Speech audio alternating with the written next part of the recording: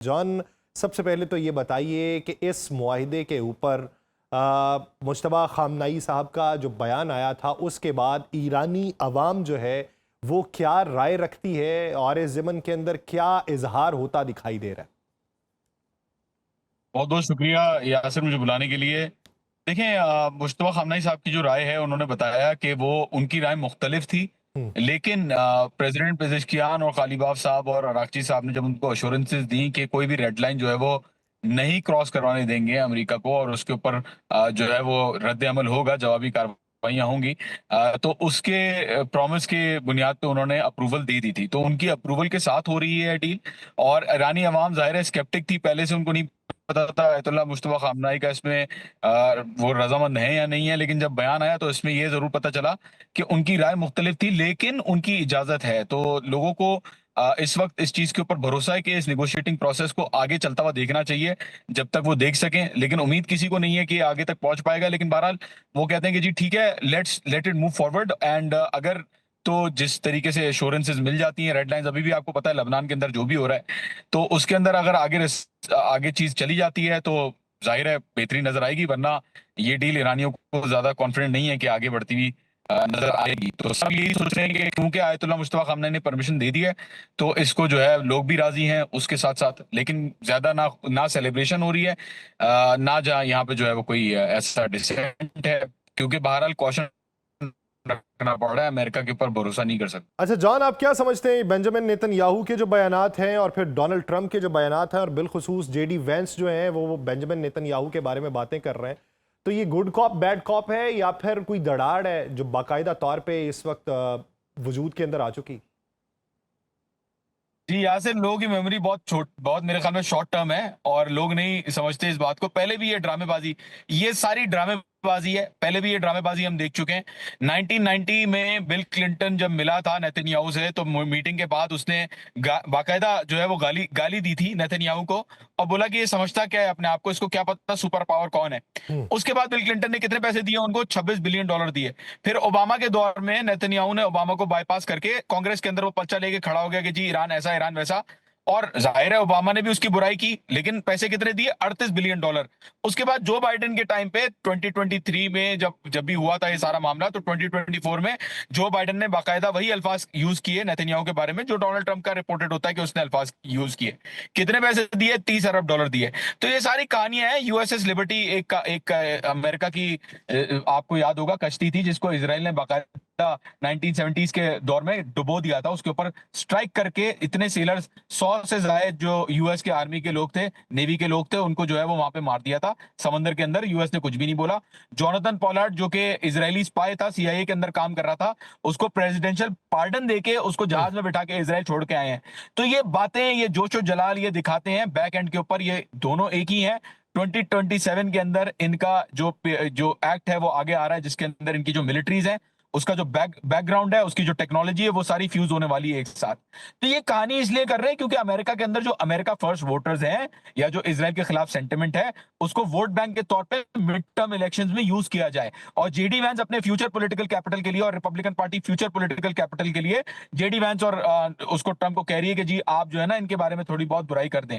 होना होना कुछ भी नहीं है। आगे जाके आप देखेंगे बुराई करके ये इलेक्शन जीतेंगे, और बाद में बोलेंगे जी अमेरिका और इसराइल जो है वो बेस्ट फ्रेंड है, नेतन्याहू बुरा था और ट्रंप बुरा था। होना कुछ भी नहीं है, सब ड्रामेबाजी है। अच्छा, ये बताइए कि वो जो इज्तिमात होते थे रात गए सब बाहर सड़कों के ऊपर मौजूद होते थे 3-3 4-4 बजे तक, क्या अब वो रिवायत खत्म हो गई या वो अभी जारी उसारी? वो और ज्यादा बढ़ गई यासिर साहब, मैं आपको वीडियो भेजूंगा। कल जो रश था बाहर, और आयतुल्लाह मुस्तफा खामनाई का जब बयान आया, तो उसके बाद आमादेम आमादेम रहबर के नारे लग रहे थे। पूरी मतलब आप देखेंगे क्राउड के अंदर नारे लग रहे थे। और ज्यादा ये निगोशिएशंस का जो मरहला है सेकंड, ये जो निगोशिएशंस अभी चल रही हैं, ये और मुश्किल टाइम है। इस मुश्किल टाइम में पता है कि बाहर से तो कुछ नहीं करेगा अमेरिका या इसराइल, लेकिन अंदर से बहरहाल कोई भी शरारत करने की कोशिश कर सकते हैं। अंदर से बहरहाल किसी भी तरीके की आगे पीछे होने की चीजें का जो है वो हो सकता है कि ऐसा नजर आए। तो इसलिए अवाम और ज्यादा इस चीज में और ज्यादा बाहर जो है वो निकली हुई है सपोर्ट के लिए, ताकि कोई भी ऐसा बहाना ना मिले किसी को कि ईरानियंस फॉर एग्जांपल डिवाइडेड हैं, या फॉर एग्जांपल ईरानियंस जो है वो अभी तक सोच के बैठ गए हैं कि अमेरिका के ऊपर हमें भरोसा करना चाहिए। तो इसलिए आई थिंक ये चलता रहेगा जब तक मामला परमानेंटली हल नहीं होते, तब तक अवाम बाहर रहेगी। अभी भी अवाम बाहर ही है। अच्छा, मुश्तबा खामनाई साहब मंजर आम पे कब तक आएंगे? क्योंकि पहले तो खदशात के बायस मंजर आम पे नहीं आ रहे थे, उससे पहले तबीयत के बायस नहीं थे, तो अब की बार क्या मरकज़ी सतह के ऊपर किसी इज्तिमा की सूरत में मंजर आम पे आना है, या फिर मुआहदे की हतमी शक्ल इख्तियार होने के बाद मंजर आम पे आना है?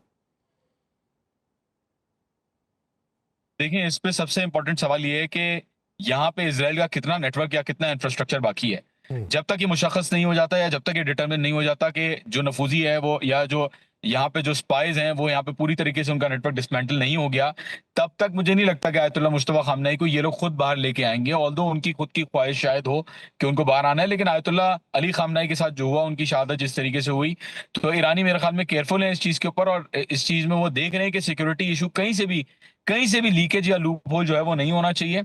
और सेवरल सेवरल इंटरमीडिएटरीज हैं बीच में। जब कोई पैगाम पहुंचाना होता है तो ऑफिशियल्स कहते हैं कि सेवरल इंटरमीडिएटरीज हैं बीच में, जिनके थ्रू ये पैगाम पहुंचाया जाता है। और किसी को मुलाकात करनी होती है तो बहुत ही ज्यादा मुश्किल है कि कोई मुलाकात कर सके। पिज़िशकियान साहब बहरहाल मिल चुके हैं, और कुछ लोग, कुछ सीनियर ऑफिशियल्स बहुत ज्यादा जो सीनियर है वो मिल चुके हैं, वो भी बहुत मुश्किल से मुलाकातें हुई हैं। तो सिक्योरिटी प्रोटोकॉल्स बहुत ज्यादा हैं, और वो इसीलिए हैं ताकि ऐसा वाकया दोबारा कभी भी हिस्ट्री में पेश ना आए, और ये जो हुआ अयतुल्लाह अली खामनेई के साथ वो दोबारा ना हो। अच्छा, 60 दिनों का ये दायरा कार है। 60 दिनों के इस दायरा कार में आबनाए हरमुज़ का खुलना, अमरीकी बहरी नाकाबंदी का ख़त्म होना, इसकी इब्तदा तो हो चुकी, लेकिन वो बारूदी सुरंगों वाला जो मंजरनामा था, हैं भी या नहीं हैं भी तो क्या फ्लोटिंग वाली हैं या फिर सतह ज़मीन से बंधी हुई हैं, उसका अभी तक अंदाज़ा नहीं लगाया जा सका। तो क्या ये समझा जाए कि बारूदी सुरंगें नहीं हैं, या फिर ये समझा जाए कि तमाम ईरान ने हटा दी हैं, या फिर ये देखना होगा कि आने वाले दिनों के अंदर मुख्तलिफ ममालिक की जो रेस्क्यू टीम्स हैं वो उसे हटा रही होंगी?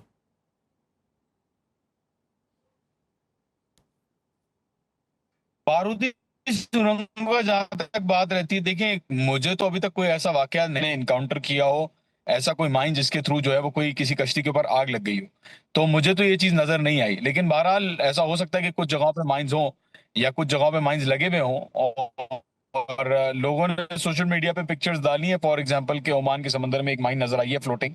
तो बिल्कुल हो सकता है कि माइंस हों और हटाने की कोशिश की जा रही हो, लेकिन आई डोंट थिंक माइंस जो है वो लार्ज स्केल है। क्योंकि ट्रैफिक तो बहरहाल अभी भी आप अगर देखें यहाँ से खोल के, तो ट्रैफिक तो अभी भी आपको जाता हुआ नजर आ रहा है स्ट्रेट ऑफ हॉर्मुज से। तो ये माइंस कहाँ हैं, इनको कहाँ बिछाया गया है, ये कहाँ पे पड़ी हुई हैं, I don't know about this, किसी को नहीं पता, मुझे भी नहीं पता। क्योंकि बहरहाल ट्रैफिक तो फ्लो हो रही है ना साथ ही साथ। So let's see what happens. Mine का कुछ हतमी तौर पे कुछ कह नहीं सकते, लेकिन नेवल ब्लॉकेड पहले हटा, उसके बाद स्ट्रेट ऑफ हॉर्मुज अब खुलना शुरू हुआ है। वो भी प्री लेवल वॉर्स की जो है वो उस पे अभी नहीं आया, और वो आहिस्ता आहिस्ता आएगा जिस तरीके से माहिदा आगे बढ़ेगा। और हो सकता है दोबारा बंद भी हो जाए straight of Hormuz, you never know. क्योंकि लेबनान के अंदर वाकया जो है वो बहुत अभी आज सुबह आप देखें कि अटैक्स हुए, कल 100 हमले हुए लेबनान के अंदर, नाप्ती के अंदर आज 4 स्ट्राइक्स की इसराइल ने, 16 लोग आज शहीद हुए हैं। तो आपको मतलब देखना पड़ेगा कि ये इशू आगे किस तरीके से जाएगा, और मुज़ाकरात एग्जैक्टली कब स्टार्ट होंगे।